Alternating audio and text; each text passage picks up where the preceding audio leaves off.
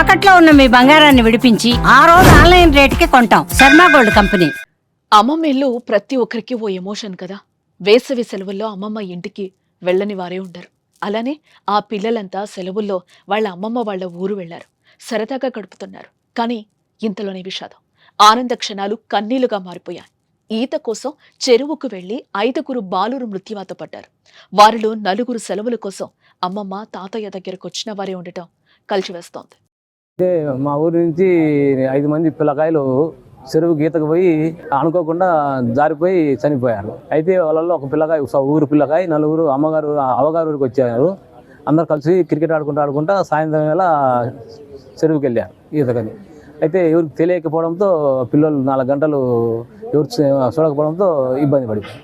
ఊరంతా శోక సముద్రంలో మునిగితారు. కడప జిల్లా మైదుకూరు నియోజకవర్గంలోని బ్రహ్మంగారి మఠం మండలం మల్లేపల్లి గ్రామంలో ఈ విషాదం చోటు చేసుకుంది. మంగళవారం మధ్యాహ్నం 3 గంటల సమయంలో మల్లేపల్లి గ్రామంలోని చెరువులో ఈతకెళ్లారు. చెరువు లోతు తెలియకపోవటంతో ఓ గుంతలో పడి అంతా మరణించారు. నీటిలోనే పంచ ప్రాణాలు పోయాయి. రాత్రికి వారి మృతదేహాలు లభ్యం కావడంతో కన్నవారి రోదనలు మిన్నంటాయి. చనిపోయిన వారంతా బంధువులే. అక్క, చెల్లెలు, అన్న, పిల్లలు కావడంతో తీవ్ర విషాద ఛాయలు అలుముకున్నాయి.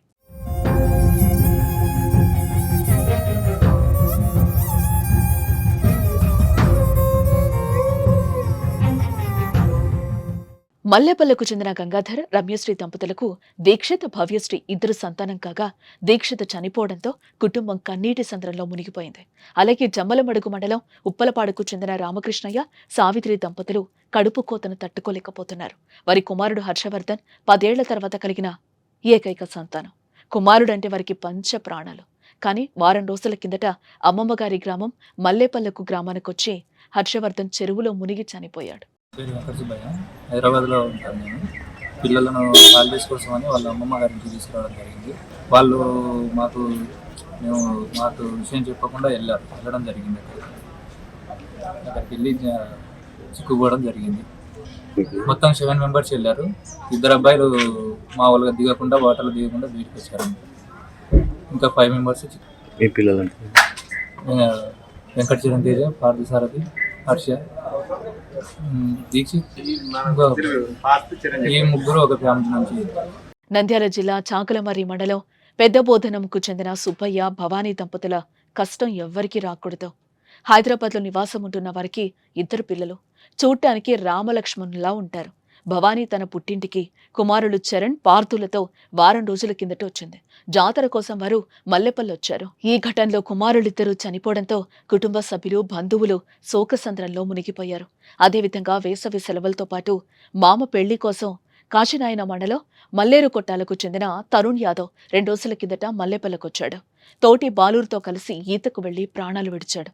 ఇలా అంతా మల్లేపల్లికొచ్చి చనిపోయారు.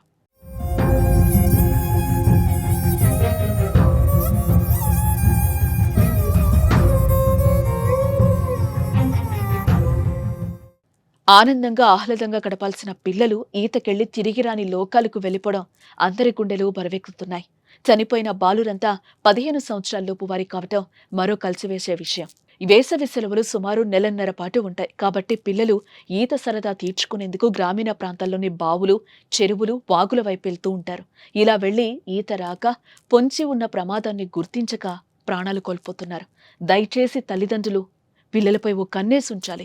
అలాగే చెరువుల వద్ద అధికారులు హెచ్చరిక బోర్డులు ఏర్పాటు చేయడం, గస్తీ కాయించడం వంటివి చేస్తే ప్రమాదాలను కొంతైనా నివారించవచ్చు.